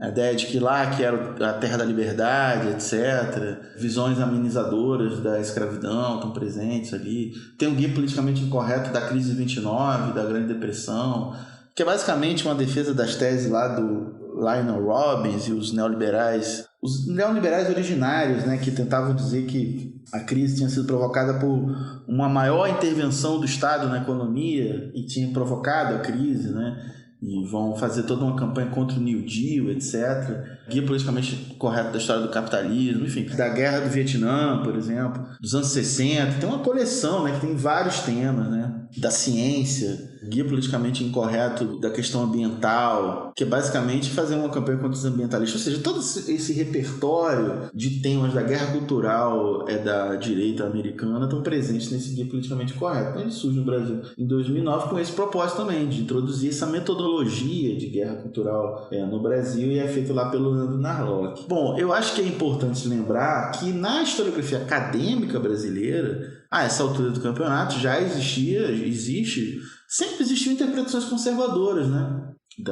Dos processos mais traumáticos da história do Brasil. Quais são os dois grandes processos traumáticos da história do Brasil? É a escravidão e a ditadura militar. A gente pode encontrar situações traumáticas em várias outras. Acho que regionalmente, no sul do Brasil, você vai ter episódios aí que tem importância crucial aí, contestado, né? Enfim, e muitas outras coisas que são objeto de estudos e etc. E são os dois grandes objetos desse tipo de literatura que começa a ser publicado no Brasil em 2009. Então ele publica, o Leandro Narlock faz esse livro, né? Então eu estou chamando atenção que eles são inspirados nessa coleção americana, que lá nos Estados Unidos foi editado pelo Clube do Livro Conservador, e aqui no Brasil a venda desse livro, a ideia desse livro é ser vendida como um livro que estava de fato desconstruindo uma história ideologizada, que é o que predomina nas escolas, não é isso? Ou seja, eles não são ideológicos, né?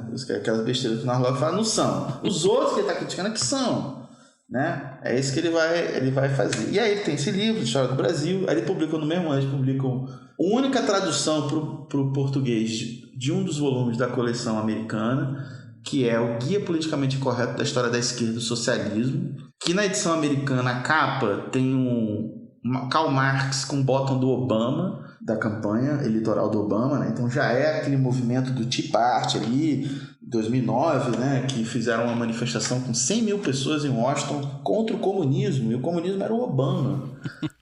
Na época, né, o Obama ele tinha uma visão um pouco positiva na direita brasileira, né, por causa que o PFL mudou o nome do partido para Democratas. Enfim, eles tentaram maquiar um pouco esse enquadramento de que eles estavam participando desse movimento que tem vindo da direita americana, tentar dar algum tipo de credibilidade acadêmica, e o Narlock contou com o apoio de gente que estava inserida no meio acadêmico, inclusive Marco Antônio Villa, que é uma figura muito engraçada, né?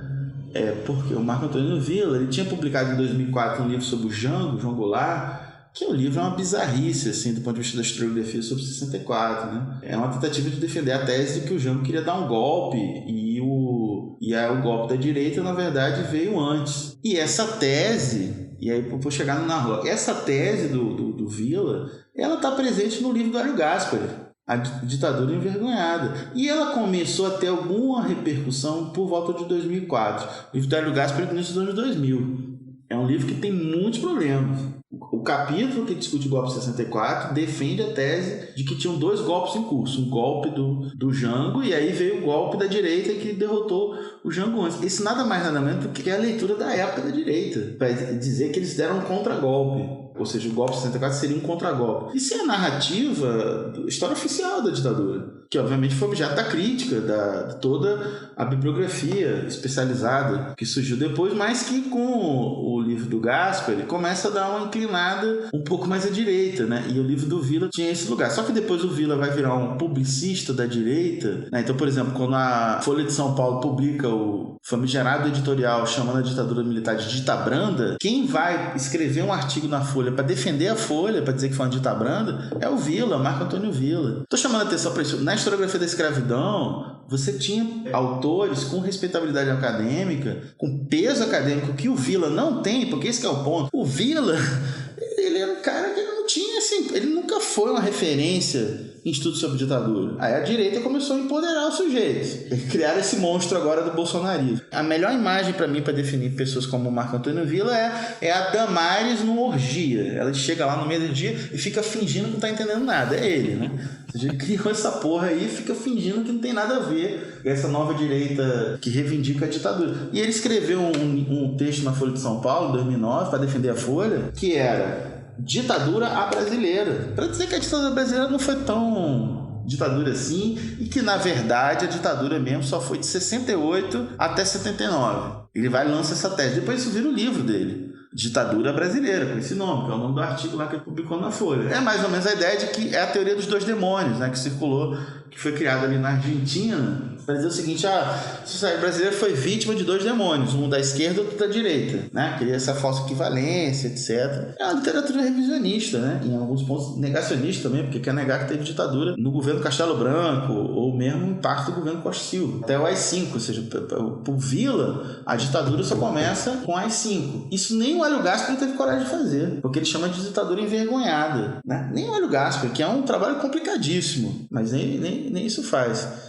E aí tem os outros historiadores que esses me irritaram mais, e eles foram objeto de coisas que eu escrevi, assim, que aí depois a gente pode voltar a falar um pouco mais deles, né? Historiadores da UF, né? Principalmente o Daniel Arão Reis, na historiografia sobre luta armada, começa a fazer um discurso muito complicado, né? De eles também queriam outra ditadura, um discurso que está na boca do Bolsonaro. E que eu lembro que lá em 2004, quando ele foi defender essas teses nos eventos acadêmicos dos 40 anos do golpe de 64, provocou algum incômodo e provocou também uma certa aprovação das posições mais à direita no campo acadêmico, que gostaram de ver ele falando isso. O outro foi o Jorge Ferreira, que é um cara que tinha uma obra importante sobre o trabalhismo, etc., e também defendeu essa ideia, não propriamente de que o Jango era golpista, mas que a esquerda era golpista, né? É quase que, não, o Jango estava ali no meio da esquerda, todo mundo era meio golpista mesmo, então ele era... Então começou a se defender essa ideia, né? Cara, todo mundo era golpista, ninguém queria saber de democracia. E isso é um prato cheio para quem quer desqualificar a resistência à ditadura militar.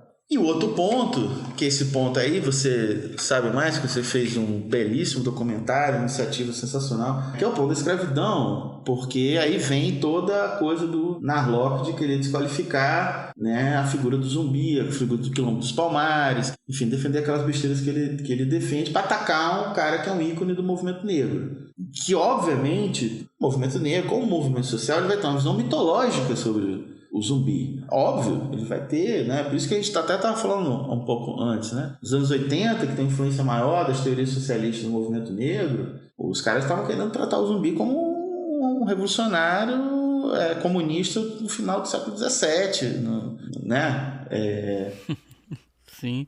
Esparta. Ou seja, é um Esparta, exatamente. Ou seja, isso do ponto de vista da disputa de memória, que é uma coisa que escapa ao nosso controle, né? Isso tem o seu lugar. Aí vai lá o Leandro Narlock e pega o Clóvis Moura para Cristo, né? Porque o Clóvis Moura era um militante político, mas o Clóvis Moura fez muita pesquisa em arquivo, né, cara? É muito arquivo. O Flávio Gomes, que é o professor da FRJ, que deve ser um dos maiores especialistas em história do Quilombo do Brasil, um cara muito inteligente, né? Ele faz esse debate, assim, ele fala, uma coisa é o sujeito lá, o que significa para o movimento negro.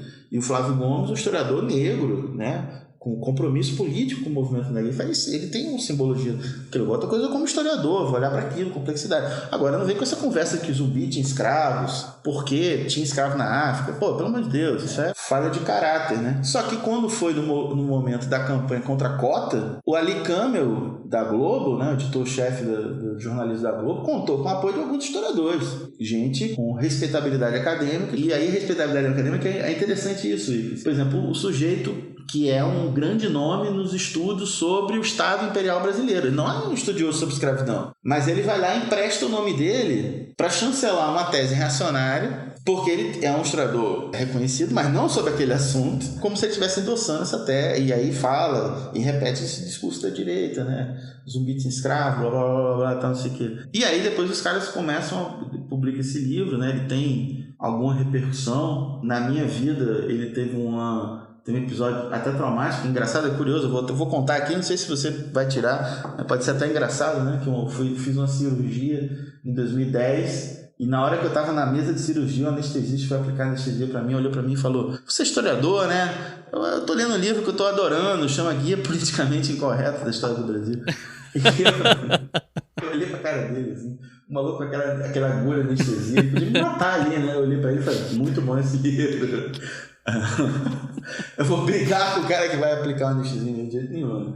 Enfim, mas o cara deve acreditar até hoje que eu gostava desse livro. É uma porcaria, né? Enfim. E depois ele vai escrever sobre a história da América Latina, que tem erros bizarros e tem manipulações das mais escrotas, né? Uns anos atrás eu vi um vídeo do insuspeito de esquerdismo, Leandro Carnal, né? Falando, né, que tem uma passagem desse livro que ele pega lá a tese de doutorado do Allende, que o Allende era um dos caras que foi um dos fundadores do campo da medicina social na América Latina, né? Então tem a tese de doutorado falando da questão da fome, etc. Então tinha umas fontes primárias, documentos que o Allende cita na tese. E o Narlock foi lá e pegou aquelas fontes que tem uma visão absolutamente preconceituosa contra os pobres, etc., e citou no livro dele como se fossem palavras do Allende, né? Tipo, uma desonestidade que está ancorada na certeza de que quem lê o livro do Narlock não vai conferir na fonte oficial. Ou, enfim, e depois aquelas outras coisas que nos irritam até hoje em sala de aula, que é ter que ficar uns 20 a meia hora do tempo de aula explicando para os alunos que o nazismo não é de esquerda, né? Porque o Narlock lá escreveu aquelas baboseiras que ele escreveu lá, que ajudou a ganhar essa tese a circular, né? Muito no Brasil, né? Porque tem essa, né? Às vezes você pode até não escrever uma tese, mas o que você escreve reforça uma tese. Então, de certa maneira, você está ali contribuindo, né? Marginalmente e tal, com essa equiparação. Aliás, sobre essa coisa da equiparação de nazismo e comunismo e tal, a gente já falou um pouco disso. Tem um episódio sobre o Holocausto que eu conversei um pouco disso com o Michel German. Ótimo. Então, acho que nem cabe voltar aqui, mas esse ponto do nazismo de esquerda é um dos revisionismos mais gritantes dos últimos anos aqui no Brasil, que a impressão que eu tenho é que ele veio importado dos Estados Unidos, que é uma tese muito cara para alguns ditos libertarians lá, né? E conforme essa galera começou a crescer aqui, importou essa tese. Então tem muito site aí de proselitismo político disfarçado de técnico que vendeu essa tese, site de think tank liberal, fazendo de conta que é não ideológico, né? Não tem um historiador, né? Inclusive o Narlock é um canalha, né? Ele no livro dele, se eu não estiver enganado, ele cita alguns historiadores que não dizem isso, né? Ele tenta dizer que o livro dele está baseado na historiografia, né? Aí, gente que definitivamente não fala isso, né?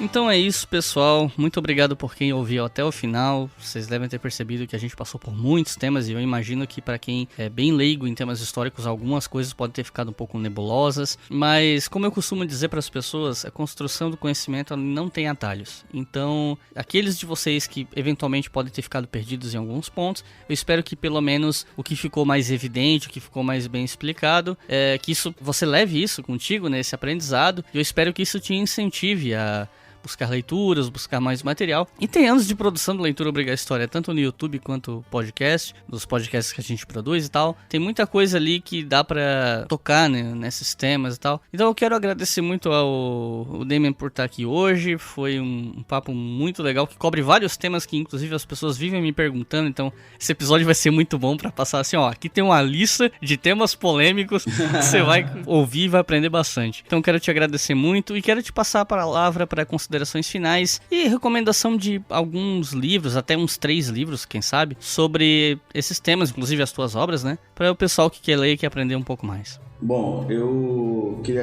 agradecer muito o convite. Esse espaço é um espaço muito importante. É cada vez mais importante para quem trabalha com o campo de humanas se dedicar à divulgação científica. Então, já o Leitura Obrigatória, o canal no YouTube, e agora História FM, todo esse esforço do ICRIS é muito importante. A gente tem que ocupar esse espaço porque ele está sendo ocupado pelos negacionistas, pelos inimigos da ciência, do conhecimento, e isso tem impactos muito trágicos nas nossas vidas, né? E queria dizer para vocês que, se vocês se interessam no assunto, bom, tem 2 livros que eu organizei, eu posso recomendá-los, né?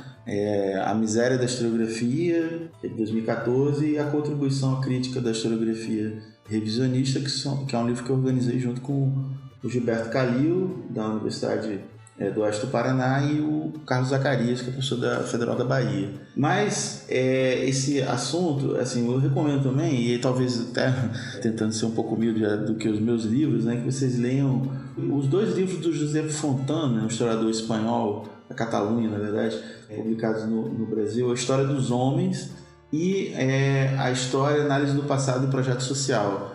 Esses 2 livros são muito interessantes para entender um pouco as relações da produção do conhecimento histórico com o processo político, vinculações de determinadas teses com determinadas posições de poder. Isso é um livro muito interessante do José Fontana sobre a historiografia da Revolução Francesa. Eu recomendo a leitura do livro do Hobsbawm, Ecos da Marselhesa. Ele faz um debate com boa parte dos mais importantes historiadores que escreveram sobre a Revolução Francesa, fazendo uma crítica do revisionismo da Revolução Francesa.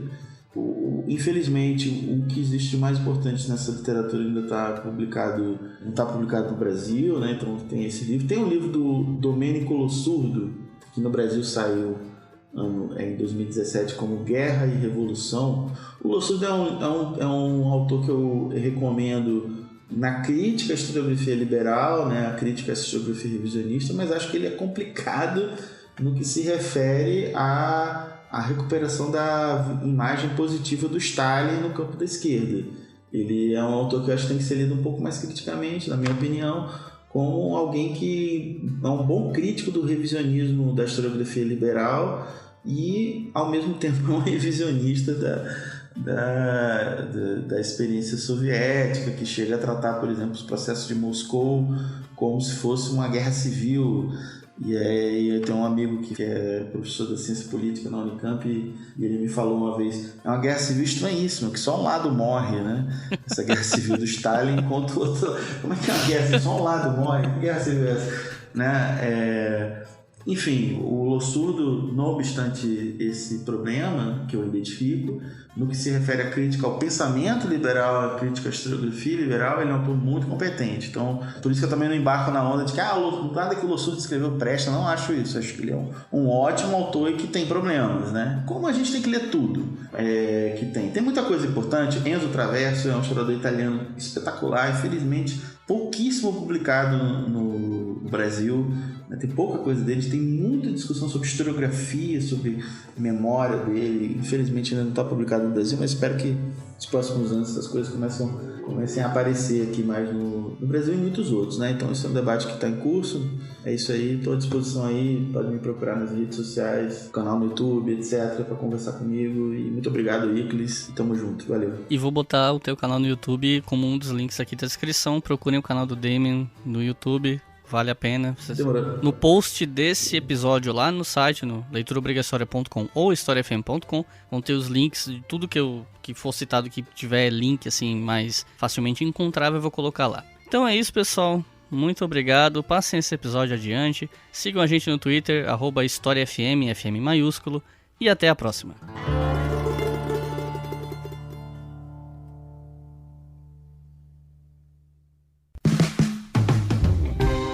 Este podcast foi financiado por nossos colaboradores no Apoia-se. Acesse apoia.se/obrigahistoria e contribua para manter este projeto educacional gratuito no ar.